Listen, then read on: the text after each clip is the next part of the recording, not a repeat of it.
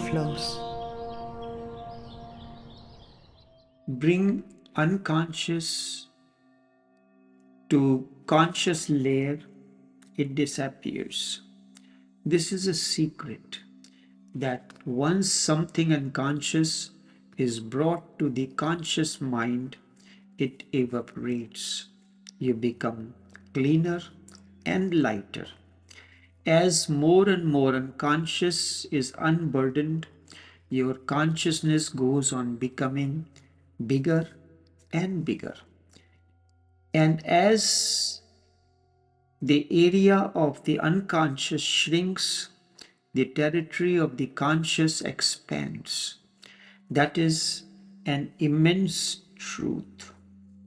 The East has known it for thousands of years, but to the West, Sigmund Freud introduced it, not knowing anything of the East and its philosophy. Certainly, it was his individual contribution, but you will be surprised. He was never ready to be psychoanalyzed himself.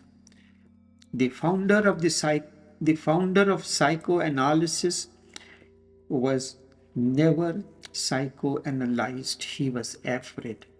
His colleagues insisted again and again, the method that you have given to us, and we all have been psychoanalyzed.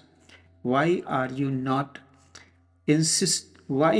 insisting that you should not be psychoanalyzed? Sigmund said, forget about it. He was afraid to expose himself. He had become a great genius, and exposing himself would bring him down to the ordinary humanity.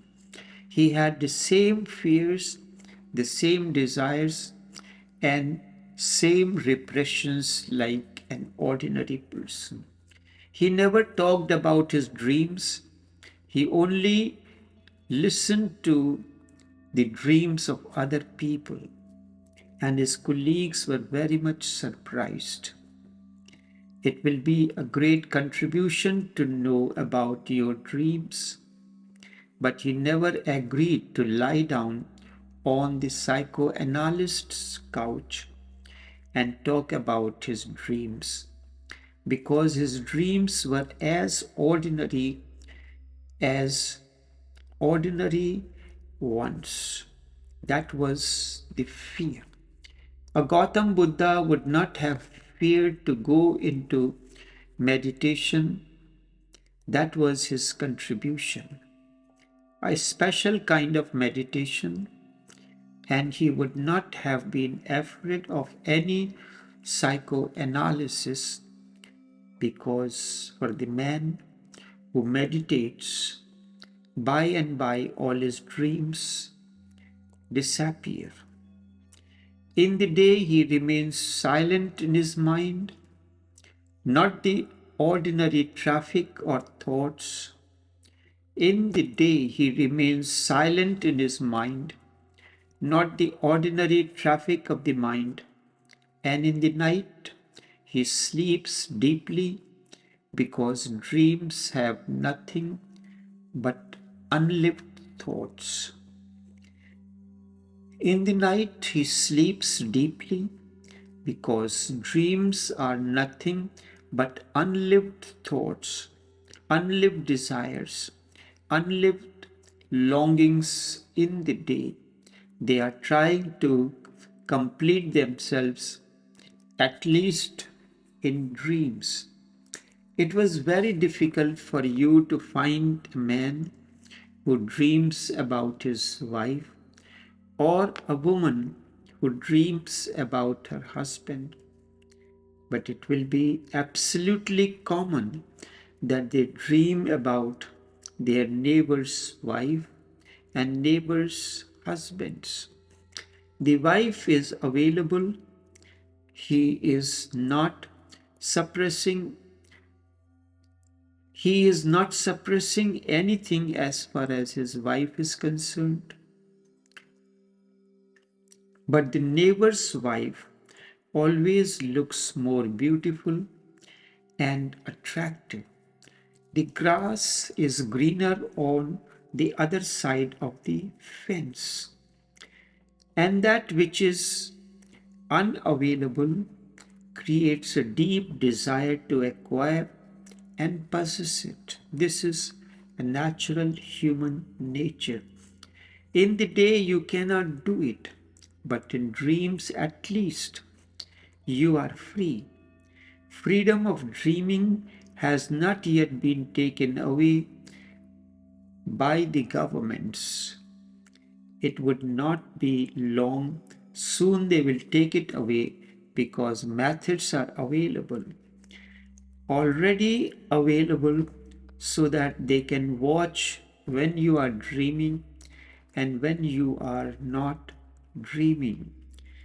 And there is a possibility, that someday to find a scientific device so that your dreams can be projected on a screen. Just some electrodes will have to be inserted in your head. You will be fast asleep, dreaming joyously, making love to your neighbors, to your neighbor, and the whole movie hall will be watching it. And they used to think that this man is a saint. A Gautam Buddha does not dream. Meditation is a way to go beyond the mind. Meditation is a way to go beyond the mind. A Gautam Buddha does not dream because he invented the meditation specifically for this, and meditation is the way to go beyond the mind. He lives in utter silence 24 hours. No ripples on the lake of his consciousness, no thoughts, and no dreams. But Sigmund Freud is afraid because he knows what he is dreaming. This much you can see. Whenever a person is asleep, watch him in sleep. His eyelids are not showing any movement of his eyes inside. Then he is not dreaming. If he is dreaming, then you can see that his eyes are moving.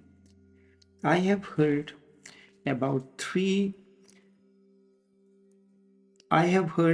one actual incident. Three great Russian novelists, Chekhov, Maxim Gorky, and Leo Tolstoy. They were just sitting on a bench in a park and gossiping. And they were great friends and great novelists as well. All were geniuses. All created such great novels that even today, if you want to count 10 great novels of the world, at least 5 will be from Russian novelists. Before the revolution, after the revolution, they have not created a single novel which has any quality of genius. Now it is under government instructions. The government is the only publisher, and government scrutinizes. And the people who scrutinize know nothing of art. They are simply bureaucrats. Chekhov was telling about the woman in his life. Chekhov was telling about the women in his life. Gorky joined.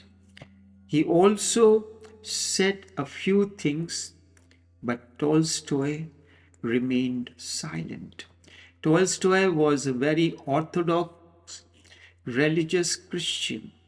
You will be surprised to know that Mahatma Gandhi in India has accepted the three persons as his masters, and one of them was Leo Tolstoy. And he must have been repressing so much. He was one of the richest men in Russia. He belonged to the royal family, but he lived like a poor beggar, because blessed are the poor, and they shall inherit the kingdom of God. This is a statement from the Bible. And he was not willing to give up the kingdom of God. It is not simplicity and it is not desirelessness. It is too much a desire. It is too much greed. It is too much instinct for power.